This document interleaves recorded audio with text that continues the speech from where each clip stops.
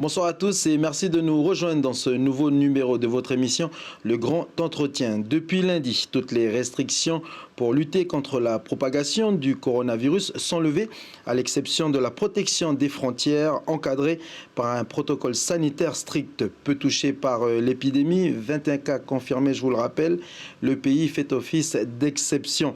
Crise sanitaire Covid-19 au pays, comment cela a été géré? Quelles ont été les défaillances? Quand les vols internationaux vont-ils reprendre? Nous allons le découvrir ce soir avec notre invité, le président du gouvernement de la Nouvelle-Calédonie, Thierry Santa. Bonsoir. Bonsoir. Merci d'avoir accepté l'invitation, Monsieur le Président. Retour sur ces images, c'était lundi, en début de semaine, le premier jour de la levée des restrictions. Quel bilan tirez-vous de cette période?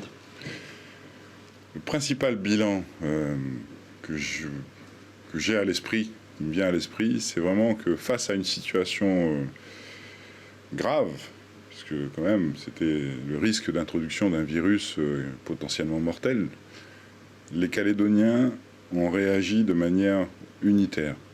Ils ont respecté toutes les consignes qui ont été données, parfois des consignes difficiles. On a eu quand même 4 semaines de confinement strict à domicile.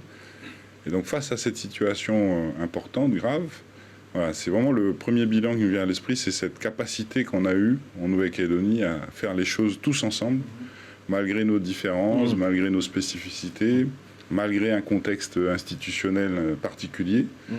Eh bien, on a réussi à faire face ensemble à cette situation. Alors, on rappelle quand même cette semaine assez dense pour l'exécutif. Donc, c'était le week-end du premier tour des municipales. Il y avait aussi le passage de la dépression tropicale forte Wessi. Et dans la même semaine, la fermeture des frontières. Et le lendemain, l'annonce des 2 premiers cas. Comment est-ce que vous avez vécu ce moment? Mais ça a été... un petit regret peut-être? J'aurais pu fermer avant? Je pense pas. Alors, faut quand même que les Calédoniens sachent qu'il y a eu tout un dispositif dès le mois de janvier, dès le 17 janvier, qui avait été mis en place à l'arrivée à l'aéroport de la Tantouta. On était quasiment les premiers au monde à mettre en place ce dispositif de contrôle de tous les passagers qui arrivaient. Et en fonction de la zone d'arrivée des 15 jours précédant leur arrivée dans laquelle ils se trouvaient, ils faisaient l'objet d'une auscultation par des médecins sur place. Donc tout ça, ça existait donc, depuis le mois de janvier. Et là, la décision qui a été prise de fermer nos frontières, c'est effectivement quand on a eu l'apparition des 2 premiers cas officiels, puisqu'on a eu d'autres ensuite qui sont apparus. Ça a été une décision qu'on a voulu prendre quand même très rapidement avec le haut-commissaire pour circonscrire immédiatement le risque de propagation du virus. Et ça a été efficace, puisque sur les 21 cas aujourd'hui positifs recensés en Nouvelle-Calédonie, il y a eu que 5 cas contacts. C'est-à-dire des gens qui ont été contaminés, qui étaient en Nouvelle-Calédonie et qui ont été contaminés par des gens qui arrivaient de l'extérieur. Et donc, 5 cas contacts, ça prouve que tout le dispositif ensuite de recensement de ces cas positifs et de ces cas contacts a été très efficace. Et je profite de l'occasion, si vous me le permettez, pour remercier encore les services de la Nouvelle-Calédonie, et en particulier la direction des affaires sanitaires et sociales, qui a été très rapide dans ses actions et surtout efficace, a permis donc tout de suite de circonscrire ces 5 cas contacts et pas davantage, et donc d'éviter que le virus se propage.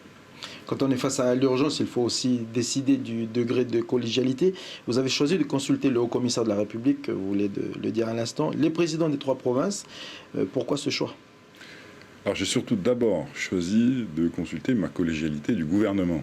Parce qu'on n'oublie pas, tout le monde le sait, nous avons un gouvernement collégial où toutes les sensibilités politiques sont représentées. Représentatif du Congrès. Ou représentatif du Congrès, où aucune sensibilité n'a de majorité au sein de ce gouvernement. Donc la première chose à faire, c'était d'abord de créer une unité, encore une fois, face à cette situation du gouvernement collégial. Et ça, j'en remercie tous mes collègues. Tout de suite, chacun a joué son rôle et a intégré cette démarche unitaire. Ensuite, bien entendu, en lien tout ça étroit avec le haut-commissaire, qui a sa part de responsabilité aussi dans les choix qui ont été faits. L'État est quand même compétent en matière de protection des libertés individuelles, collectives. Donc à ce titre-là, moi étant compétent en matière de protection sanitaire, c'était un mélange des deux qui permettait d'être efficace dans les mesures qui ont été mises en œuvre. Et effectivement, avec la présidente de la province Sud et les présidents de la province Nord et Île, tout ça en concertation étroite pour que les choses se passent bien. Autrement dit, toutes les autorités opérationnelles, j'allais dire, dans la rapidité d'action des choix qui étaient faits et de la mise en œuvre de ces choix. Et derrière, tout ça en lien, malgré tout, avec le président du Congrès de la Nouvelle-Calédonie, le président du Sénat coutumier et le président du Conseil économique, social et environnemental, qu'on a également tenu informé régulièrement grâce aux membres du gouvernement chargés des relations avec ces institutions, que ce soit M. Le Courrieux pour le Congrès et le CESE, que ce soit M. Poitialiwan pour les autorités coutumières, excusez-moi, c'est M. Danglebern pour le CESE. Donc chacun a tenu informé l'institution dont ils avaient la responsabilité. Et enfin, des réunions hebdomadaires avec ces autorités, donc Congrès, Sénat et CESE, pour qu'ils soient tenus informés de tout ce qui se passait. Si vous voulez, en gros, il y avait deux temps. Il y avait le temps opérationnel, qui lui se réunissait tous les jours, donc gouvernement collégial, avec le haut-commissaire, avec les présidentes et présidents de province. Et puis le temps plus réglementaire, je veux dire ça comme ça, où là, le Congrès a joué son rôle. Il y a eu plusieurs textes qui ont été adoptés en urgence par le Congrès pour faire face à cette crise. Et j'en remercie le président du Congrès et tous les membres du Congrès. Enfin, tout le monde a joué son rôle. C'est ça, c'est le bilan véritable. C'est la question que vous m'avez posée.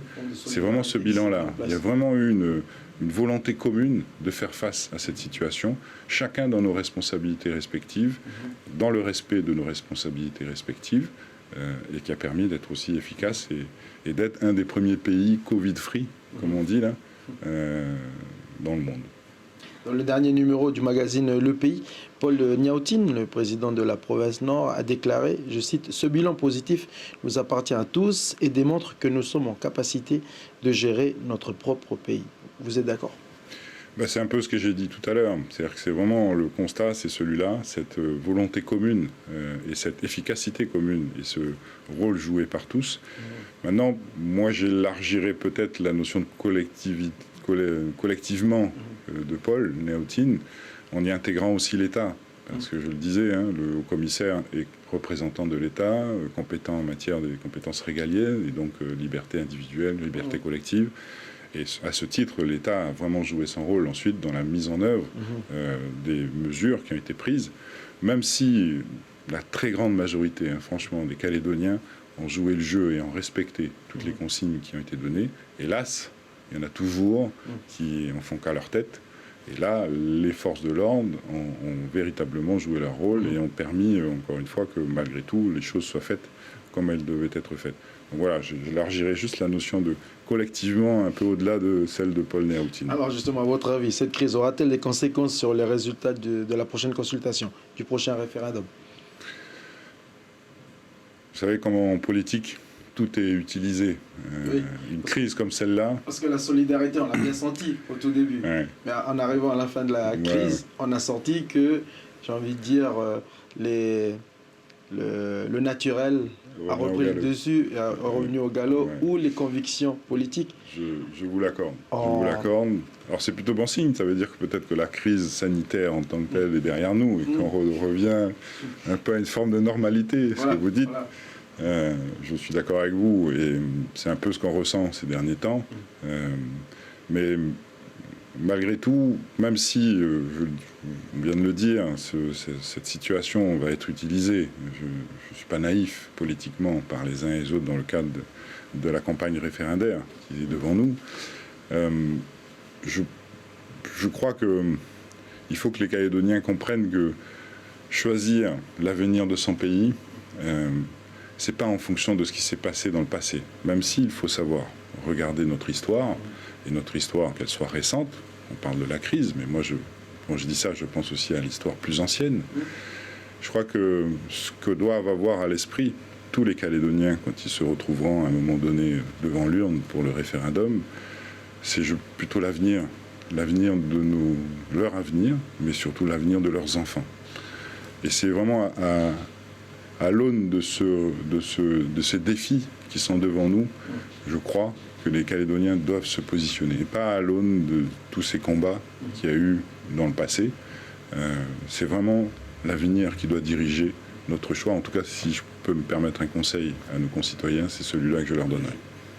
Intéressons-nous maintenant aux relations, Monsieur le Président, avec la France, que le pays a développé un peu plus que d'habitude durant cette crise.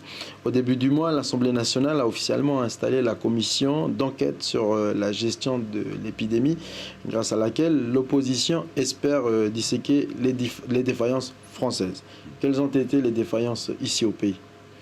Alors il faut savoir que le Congrès de la Nouvelle-Calédonie également a créé une mission d'information. Alors c'est pas une mission d'enquête, mais c'est une mission d'information qui doit rendre son rapport au mois de juillet prochain. Et c'est pas à moi d'en débattre. Ce sera la mission le président du Congrès qui, je pense, le présentera. Et ça a permis, au-delà des réunions hebdomadaires que j'ai évoquées tout à l'heure en tant que président avec le président du Congrès, du Sénat et du CESE, cette mission s'est réunie de mémoire 3 fois par semaine, lundi, mercredi, vendredi, et a consulté très largement. À plusieurs reprises, moi-même, je m'y suis rendu. Plusieurs membres du gouvernement y sont allés dans leur domaine d'intervention dans la gestion de cette crise. Ils ont aussi consulté des experts, épidémiologistes, médecins. Et ça a permis donc de maintenir le Congrès encore plus informé finalement de toute cette gestion de la crise. Si j'ai une défaillance peut-être à laquelle j'aurais voulu être plus performant, c'est peut-être l'information un peu plus au cœur de chaque famille, de chaque vallée, de chaque tribu. On aurait peut-être pu imaginer des référents, mettre en place très rapidement des référents, ce qu'on n'a pas fait, ce qu'on essaye de faire maintenant, dans la perspective au cas où un jour ça arrive, voire un autre virus, un jour. Voilà, c'est peut-être ce point-là où je pense qu'on aurait pu être un peu plus efficace. On a essayé d'être très informatif. Rappelez-vous, tous les jours, il y avait des conférences de presse à 15h, des points presse pour informer la population de tout ce qui a été fait. Notamment aussi pour lutter contre les rumeurs. Et lutter effectivement contre les rumeurs. On a eu des fake news. Ça c'est sûr. Mais bon, ça fait partie de la démocratie aussi. Voilà, c'est peut-être ce petit regret-là. On aurait pu aller encore un peu plus loin dans cette information de la population. Même si globalement les choses ont été mises en œuvre, comme je le disais tout à l'heure. Monsieur Thierry Santa, vous êtes le président du gouvernement. Le gouvernement collégial, c'est l'une des spécificités de la Nouvelle-Calédonie. Vous représentez toutes les sensibilités, les familles politiques de ce pays représentées au Congrès, puisque vous êtes le président du gouvernement. Donc, ce soir, si nous avons décidé, la rédaction a décidé de vous inviter, c'est pour que vous parlez, puisque vous avez représenté ces derniers temps la parole d'unité de ce pays à l'image du gouvernement collégial. Pourquoi, c'est mon ressenti, je vais vous le partager ce soir, pourquoi vous n'avez pas les points presse, pourquoi ce n'est pas vous qui les avez réalisés et effectués en tant que président du gouvernement, comme on aurait pu voir en France, où c'était le Premier ministre ou le président de la République qui s'adressait aux Français et ici, vous, en l'occurrence, aux Calédoniens? Alors, je suis intervenu à plusieurs reprises, mais effectivement, j'ai choisi d'intervenir dans les moments les plus difficiles. En tout cas, au moment où les décisions les plus importantes étaient prises. Donc, je suis intervenu et au début, en même temps avec le haut-commissaire, quand on a pris la décision, par exemple, de décider du confinement total de la population. C'était pas une décision facile à prendre. On a fait une conférence de presse commune. Ensuite, quand on a pris les décisions de commencer à assouplir ce dispositif de confinement, là aussi, j'ai pris la parole pour expliquer les modalités qui étaient mises en œuvre. À nouveau, quand on a continué à assouplir. Et enfin, quand on a décidé finalement de tout relâcher à partir de lundi dernier. Dans tous les autres cas, le gouvernement collégial, chaque membre du gouvernement a ses responsabilités. On a entre autres des porte-paroles, donc M. Gigès et M. Poidialiwan. M. Poidialiwan a été empêché pendant plusieurs semaines. Il n'a pas pu lui-même intervenir, donc ça a beaucoup été M. Gigès qui est intervenu. Mais également, il y a eu plusieurs conférences de presse qui ont été tenues par les membres du gouvernement eux-mêmes dans leur domaine de compétences. M. Tuénan est intervenu à plusieurs reprises sur les questions de rapatriement, de transport. M. Poidialiwan sur les questions des relations donc, avec les autorités coutumières. Mme Chamorro sur la partie enseignement, éducation, donc tout le protocole qui avait été choisi et mis en œuvre au moment de la reprise des activités. Mme Rissouquet, bien sûr, sur toute la partie santé. Enfin, voilà, c'est ma conception un peu des choses. C'est-à-dire que, vous savez, pour faire fonctionner une collégialité, il faut respecter les compétences de chacun. Et il faut que chacun puisse exprimer finalement ses idées, ses propositions, ses décisions dans son domaine de compétences. Même si les décisions sont prises collégialement, toujours. Il faut que ce soit une décision collégiale, l'idéal unanime, mais au moins majoritaire de la collégialité. Après, que ce soit le membre du gouvernement qui a fait le travail, qui a fait le boulot. J'ai oublié de mentionner M. Mouliava, qui avait fait un énorme travail sur la partie confinement, dispositif du SAS à l'entrée de la Nouvelle-Calédonie. Que ce soit eux qui expriment aux Calédoniens finalement les décisions qui sont prises, ça me paraît tout à fait normal et nécessaire. Enfin, je ne vois pas les choses autrement. Je ne suis pas tout seul au gouvernement de la Nouvelle-Calédonie. Vous l'avez dit, je suis le président d'un gouvernement collégial. Et à ce titre, chaque membre du gouvernement a autant de responsabilités que le président du gouvernement lui-même. Le déconfinement a commencé ici, ce qui vous a valu l'appel du président de la République, c'était le 29 avril. Racontez-nous comment ça s'est passé. Alors, effectivement, c'était... Vous étiez en confinement? Non, pas à ce moment-là. Mais c'était assez particulier parce que, d'abord, c'était assez surprenant quand même, pour dire les choses honnêtement. Alors, c'était particulier parce que c'était au moment où la Nouvelle-Calédonie commençait à assouplir ces mesures de confinement total. On a eu la chance d'être parmi les derniers à mettre en œuvre un confinement total au niveau du monde, et donc de s'inspirer de l'expérience de ce qui se passait autour du monde. Par contre, on a eu aussi la chance d'être parmi les premiers à mettre en œuvre des dispositifs de déconfinement. Et là, on n'avait pas énormément d'exemples dans le monde. Donc il a fallu quand même innover en la matière, faire preuve d'innovation. Tout ça en lien bien sûr très étroit avec toujours la DAS, l'autorité sanitaire de la Nouvelle-Calédonie, mais aussi les experts. J'avais constitué un groupe d'experts auprès de moi pour qui me donnent leur avis sur les différentes propositions qui étaient formulées. Et donc, en lien avec toutes ces personnes-là, on a pris un certain nombre de mesures progressives en fonction des connaissances qui étaient les nôtres, en fonction des connaissances que le monde avait du virus. La connaissance, vous savez, le virus, il s'est propagé plus vite que la connaissance du virus lui-même. Et là, on commence à le rattraper un peu. Mais la réalité des choses, ça a été celle-là pendant le début de la crise. Donc, en fonction de tous ces éléments-là, on a mis en œuvre des dispositifs progressifs. Et donc, le président de la République souhaitait être informé de ce que la Calédonie avait décidé de mettre en œuvre. Alors, c'était une conférence à 4. Il y avait la Polynésie française aussi qui était là, présente, le président du gouvernement de la Polynésie française et le président de l'Assemblée territoriale de Wallis-et-Futuna. Chacun donnant donc au président de la République les procédures, les modalités qui étaient mises en œuvre. Est-ce qu'on a inspiré l'Élysée, du coup, par rapport à cette gestion inédite? Alors, ça serait peut-être prétentieux de le dire quand même, mais j'ai quand même le sentiment que le protocole qu'on a mis en place, rappelez-vous, dans les 2 premières semaines d'assouplissement de nos mesures de confinement concernant l'enseignement. On a mis un protocole qui était particulier, avec une semaine moitié d'effectifs. Des 3 provinces qui a en plus, avec des spécificités de chacune des provinces, effectivement. Mais le dispositif, c'était une première semaine avec une moitié d'effectifs, une deuxième semaine avec l'autre moitié, pour essayer de maintenir les distanciations sociales au sein des établissements, et qui a été mis en œuvre par la province sud surtout, mais aussi un peu la province des îles, la province nord ayant préféré attendre la reprise normale des cours.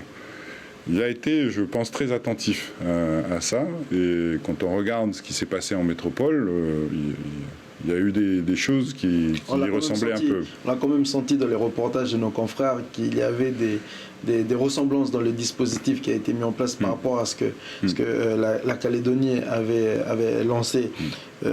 L'autre thème, l'autre objet, enfin l'autre problématique qui a fait beaucoup, qui a fait couler quand même de l'encre, c'est le prêt qui a été octroyé par la France. Donc certains considèrent que le prêt n'est pas avantageux avec un taux de 1,48% sur 25 ans.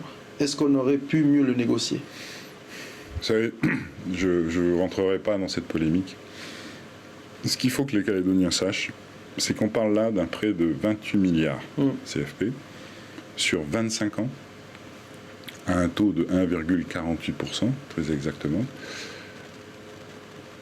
Je suis convaincu qu'on n'aurait pas trouvé un autre organisme que l'AFD pour prêter cette somme sur cette durée-là, à ce taux-là, l'Agence française de développement.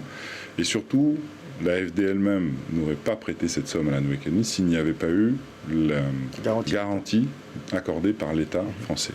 Ce qui prouve encore la solidarité nationale en la matière. Donc, certains profitent de la situation pour mettre en cause ce que je viens de dire, mais n'oublions pas aussi que la Nouvelle-Calédonie, on est dans un contexte institutionnel particulier. C'est-à-dire qu'on est un pays qui doit décider de son avenir dans les mois qui viennent. Donc si vous trouvez une banque qui est prête à faire ce genre de prêt de cette ampleur-là, sur cette durée-là, dans un contexte institutionnel incertain, c'est la réalité de notre pays aujourd'hui, je suis très preneur. Alors là, je ne pense pas qu'on en trouverait. Là, il ne s'agirait pas de trouver une banque. Le député calédonien Ensemble, Phil Gomez, a dénoncé, je cite, les conditions scélérates de ce prêt en rappelant que le taux moyen des collectivités locales françaises était en 2018 de 1,10%. Est-ce que vous contestez ces chiffres? Ah non, je ne les conteste pas. Mais encore une fois, on parle de collectivités françaises dans un pays stable institutionnellement, qui ont des réalités qui sont les leurs. Là, on parle de la Nouvelle-Calédonie avec ses incertitudes futures, avec un montant d'une ampleur quand même considérable pour, toujours pareil, pour le niveau de ressources qui est le nôtre aussi. Faut aussi avoir ces éléments en tête. Voilà, le contexte n'est pas du tout comparable. C'est pour ça que je considère que c'est plus de la polémique qu'autre chose. Si monsieur le député avait pu trouver un autre organisme bancaire, en tant que député, il aurait peut-être pu faire des propositions aussi, ne l'oublions pas. Mais encore une fois, je ne veux pas rentrer dans cette polémique. On aurait été très attentifs. La réalité, c'est que ce n'est pas le cas. La seule banque qui a bien voulu nous prêter, c'est l'AFD, et encore avec cette garantie accordée par l'État national. Comment vous appréhendez les mois à venir, monsieur le Président, et surtout 2021 avec les rentrées fiscales qui vont s'effondrer? Alors, ça va être le défi de demain. Vous le dites toujours, gouverner, c'est prévoir. Anticiper, prévoir. Qu'est-ce que vous avez prévu? Et là, c'est le défi de demain. Avec justement un prêt comme celui qu'on vient de contractualiser, avec une situation économique qui a été impactée. Tout le monde l'a compris, tout le monde l'a senti, socialement, économiquement, par la crise du Covid-19. Il faut que la Nouvelle-Calédonie s'organise pour faire face à ces échéances futures. Et là, il y a 3 domaines sur lesquels on va agir. Le premier d'entre eux, mais quelque part, on ne fait que poursuivre ou accélérer ce que j'avais déclaré dans ma déclaration de politique générale au moment de mon élection à la présidence du gouvernement. Il y a 3 domaines sur lesquels on va agir. Le premier, c'est une réorganisation complète de l'administration de la Nouvelle-Calédonie. Une refondation complète de cette administration, une restructuration avec l'objectif premier de simplifier les choses. Qui est le seul secteur pendant la crise Covid-19 qui n'a pas été impacté par des chutes financières. Tout le système public, ça voulait dire. Voilà, l'administration publique au sens large, avec ni province, commune, toutes les administrations publiques ont effectivement pas été impactées. En tout cas, les salariés n'ont pas été impactés. Mais on a cette volonté de revoir cette organisation avec la recherche d'économie, mais cette recherche d'économie, elle va s'appuyer quand même d'abord et avant tout sur une recherche d'efficacité et de simplification. Il faut que l'administration passe d'une administration un peu contrôleuse, contraignante, à une administration d'accompagnement, de promotion de projets, de soutien aux projets, à l'initiative privée, qu'elle soit une administration avec une vraie révolution numérique pour simplifier les procédures, pour fluidifier les informations. C'est ça l'objectif premier. Et en faisant cela, en plus on fait des économies. D'accord ? Deuxième point, on va revoir tout le système des niches fiscales. Il y a aujourd'hui une pléthore de niches fiscales en Nouvelle-Calédonie qui coûtent un peu plus de 30 milliards à la Nouvelle-Calédonie de manque de recettes. Niche fiscale, c'est des exonérations d'impôts. Et là, on va revoir tout ça, parce qu'il y en a qui datent de Mathusalem, qui n'ont plus d'intérêt. Une niche fiscale a pour objectif de participer justement à la stimulation de l'économie à long terme. Et là, on se rend compte qu'il y en a un certain nombre qui sont encore existants, qui coûtent à la Nouvelle-Calédonie, mais qui n'ont plus l'impact qu'elles avaient pu avoir à l'époque où elles avaient été créées. Donc ça aussi, ça va être revu. Et enfin, il y a une vraie réforme de la fiscalité qui va être mise en œuvre. Là aussi, ça avait été annoncé dans ma déclaration de politique générale, avec le souci de retrouver au moins le niveau de fiscalité qui existait auparavant au moment de la mise en place de la TGC. La Nouvelle-Calédonie a perdu 8 milliards de recettes quand la TGC a été mise en œuvre par rapport aux recettes anciennes d'importation qu'elle a remplacées. Alors qu'on devait retrouver le même niveau de recettes. Donc on va faire en sorte, je ne le cache pas, de retrouver le niveau de recettes antérieur. Et ensuite, une réforme globale de notre système fiscal avec à l'esprit la notion de solidarité, c'est-à-dire que ceux qui peuvent payer plus, payent plus, mais sans mettre en difficulté, encore une fois, l'esprit d'initiative. Parce que c'est aussi ceux qui peuvent payer plus, qui peuvent investir, qui peuvent créer des emplois et qui peuvent dynamiser une économie. Et derrière la consommation, exactement. Donc du coup, les impôts, sur la question que j'allais vous poser, les impôts vont-ils augmenter Vous me dites. Encore une fois, c'est pas l'objectif. Parce que c'est la question, le Calédonien, quand on parle de recettes fiscales, tout de suite on pense à impôts, portefeuille. J'entends bien. Et vous savez, il y a un adage que tout le monde connaît maintenant aujourd'hui, trop d'impôts tue l'impôt. Et pour être très honnête avec vous, c'est un peu le sentiment de mon sentiment, de ce qui s'est passé ces dernières années. Il y a eu une augmentation considérable des impôts en Nouvelle-Calédonie entre 2015 et 2018. Et je crois que c'est une des raisons pour lesquelles aussi le ralentissement économique a commencé pendant cette période-là, au-delà de l'aspect nickel qui connaissait une crise. Donc trop d'impôts tue d'impôts. Donc c'est pas ça l'objectif. L'objectif, c'est de mieux répartir l'impôt sur les personnes, encore une fois, qui sont plus capables de prendre en charge, et de retrouver un niveau de recettes fiscales d'avant. Aujourd'hui, le niveau de recettes fiscales a diminué. Mais pas que pour des raisons de baisse d'activité. Là, je parle de changement de modèle, de système, entre la TGC nouvelle et les anciennes taxes à l'importation, et qui a peut-être pas forcément été mis en place de manière très efficace, ou du moins des décisions du gouvernement antérieur ont été prises qui ont réduit considérablement la recette correspondante. Il faut rétablir les choses. Les collectivités en ont besoin, au sens large. Vous savez que la Nouvelle-Calédonie, c'est la collectivité qui collecte l'impôt et qui ensuite le redistribue aux provinces et aux communes. Et donc tout est lié. Et c'est vraiment cette nécessité de rétablir un niveau de recettes publiques qui se fait sentir fortement aujourd'hui par toutes les collectivités. On arrive bientôt à la fin de cet entretien, M. Thierry Santard. Alors, tous les pays du monde se reposent la question de leur souveraineté. Emmanuel Macron, le président de la République, en a largement parlé dans sa dernière allocution en début de semaine. Et ici, la Nouvelle-Calédonie doit-elle être plus souveraine économiquement? Doit-elle être plus souveraine tout court?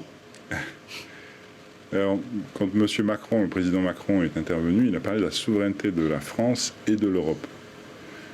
Ça veut dire que dans le monde dans lequel nous vivons aujourd'hui, au XXIe siècle, il y a une telle interaction dans le monde de tous les pays. On parle d'intermondialisation. Voilà. On ne peut plus imaginer qu'un pays tout seul puisse vivre en autarcie. Imaginez la Nouvelle-Calédonie encore plus. On ne peut pas croire que la Nouvelle-Calédonie peut se suffire à elle-même. On a besoin de biens et de services extérieurs. On parlait beaucoup, Monsieur le Président, de l'autosuffisance alimentaire. Je pense que c'est un terme. Par contre, je vais y venir. Effectivement, c'est ce que j'allais vous dire. C'est-à-dire qu'on a de toute façon besoin de biens et services extérieurs qu'on ne pourra jamais produire ici en Nouvelle-Calédonie et qui sont nécessaires à notre vie. Rien que parlons de la santé. Des produits médicaux, forcément, ils viennent de l'extérieur. Mais par contre, et c'est là où vous avez raison, on a des domaines où on peut agir quand même, ici en Nouvelle-Calédonie, en matière de recherche d'autonomie, et en particulier sur l'autonomie alimentaire, je vous rejoins là-dessus, et on a des progrès à faire en la matière. 93% de ce que nous consommons sont des produits importés. Alors, peut-être pas jusqu'à 93%, mais il y a une grosse partie de ce que nous consommons sont des produits importés, et on a surtout les moyens d'améliorer notre production locale. mais d'améliorer notre production locale en tenant compte aussi de l'avis de nos consommateurs. Parce qu'il ne s'agit pas d'améliorer notre production locale et de présenter des produits 6 fois plus chers que ce qui arrive de l'extérieur. Donc il faut quand même mettre en place des dispositifs qui permettent d'aller vers cette autonomie alimentaire, mais tout en tenant compte de l'avis des consommateurs. Il y a un autre domaine où on peut faire énormément d'efforts, où on en a fait déjà, objectivement, et là je remercie même le gouvernement antérieur qui a entamé ce processus de manière très efficace, c'est l'énergie. Et là on peut aussi aller vers une forme d'autonomie énergétique. On a cette chance ici en Nouvelle-Calédonie d'avoir du soleil, du vent, enfin tout ce qu'il faut pour développer des rivières, l'énergie hydraulique, pour développer cette production d'énergie propre, oui. Et donc petit à petit devenir autonome des énergies fossiles qui arrivent de l'extérieur. Et enfin, un dernier point sur lequel on peut aussi vraiment se développer en Nouvelle-Calédonie, on a une chance d'avoir une biodiversité exceptionnelle. Exceptionnelle. Je ne sais même pas si tous les Calédoniens s'en rendent compte. J'espère. Mais je me pose parfois la question. C'est vraiment extraordinaire, la biodiversité de la Nouvelle-Calédonie.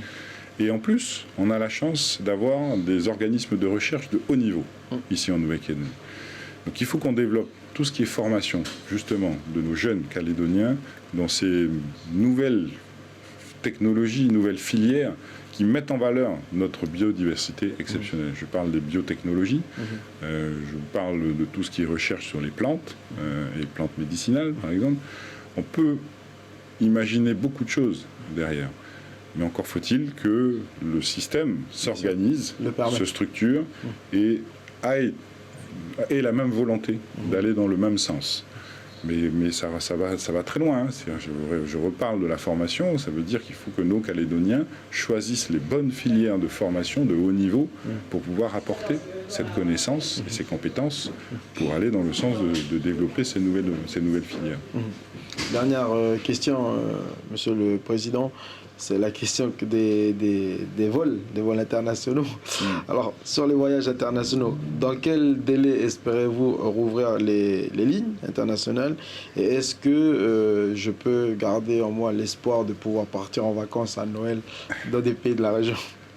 Alors, ce que je peux vous dire, Jamie, et aux auditeurs, et aux spectateurs, pardon, c'est qu'on travaille, j'ai pas plus tard que la semaine dernière fait un courrier au Premier ministre australien, Premier ministre de Nouvelle-Zélande, Premier ministre de Fidji, Premier ministre du Vanuatu, président du gouvernement de la Polynésie française, pour envisager la création donc d'une bulle pacifique. C'est un sujet que tout le monde a un peu entendu. Oui, la bulle. Il faut que les Calédoniens sachent qu'on a déjà une petite bulle, nous, avec Wallis et Futuna, depuis maintenant un peu plus d'une semaine. Oui, là, il n'y a plus du tout de contraintes, ni dans un sens ni dans l'autre. Parce qu'on sait que les deux territoires sont libres de circulation du virus et surtout que les protocoles d'entrée, c'est pas compliqué, Wallis et Futuna, les gens ils passent par la Nouvelle-Calédonie pour aller à Wallis et Futuna. Donc c'est notre protocole finalement qui nous protège tous les deux. Mais le risque de ces bulles, c'est justement que quelque part, on va déplacer nos frontières sanitaires aux frontières des différents pays qui vont constituer ces bulles. Donc ce que j'ai écrit dans le courrier, c'est cette volonté qui est la mienne d'engager des discussions avec ces pays-là, qui sont en train de maîtriser la circulation du virus. La Nouvelle-Zélande, c'est même quasiment sûr aujourd'hui qu'elle est maîtrisée. L'Australie, c'est pas encore le cas. Fidji, Vanuatu, très probablement. La Polynésie, très probablement aussi. Après, ils prennent des décisions qui sont les leurs aussi, où ils vont ouvrir leur ciel au niveau international assez rapidement. Donc, ce que je veux dire par là, c'est que pour mettre en place ces dispositions de bulles pacifiques, il faut qu'on se mette d'accord sur justement nos protocoles communs, collectifs, pour s'assurer de l'absence d'introduction du virus dans la bulle. Et c'est ça que j'ai demandé, que je propose dans mon courrier, d'entamer des discussions pour définir ces protocoles communs et avoir cette certitude tous, et protéger nos populations. Donc du coup, le voyage à Noël, il faut attendre encore un peu. je désespère pas quand même que tout cela se mette en place avant la fin de l'année 2019. Parce que vous voyez, tout le monde voit hein, que l'épidémie commence à être maîtrisée un petit peu, au moins déjà dans le Pacifique, mais même au niveau mondial. Déjà en Europe, le président de la République l'a évoqué, les vols internationaux sont désormais autorisés entre les vols où la situation est similaire à celle de la France, sauf l'Espagne et le Portugal. Donc c'est une tendance mondiale. Et donc voilà, après l'idéal, je vais vous dire, hein, c'est qu'on ait un vaccin. Hein. Si on arrive si les scientifiques trouvent un vaccin sur le virus, voilà, forcément ça va permettre d'aller beaucoup plus vite dans la libération des échanges entre les uns et les autres. Ça pourra faire l'objet de notre émission. Si vous voulez, avec plaisir. Merci en tout cas, monsieur le président Thierry Santa, d'avoir accepté l'invitation. Nous arrivons au terme de cette émission, chers téléspectateurs. C'est un entretien que vous pouvez retrouver en replay sur votre site caledonia.nc. Bonne soirée à tous. Merci, monsieur le président. Merci à vous. Allez, bonne soirée, au revoir.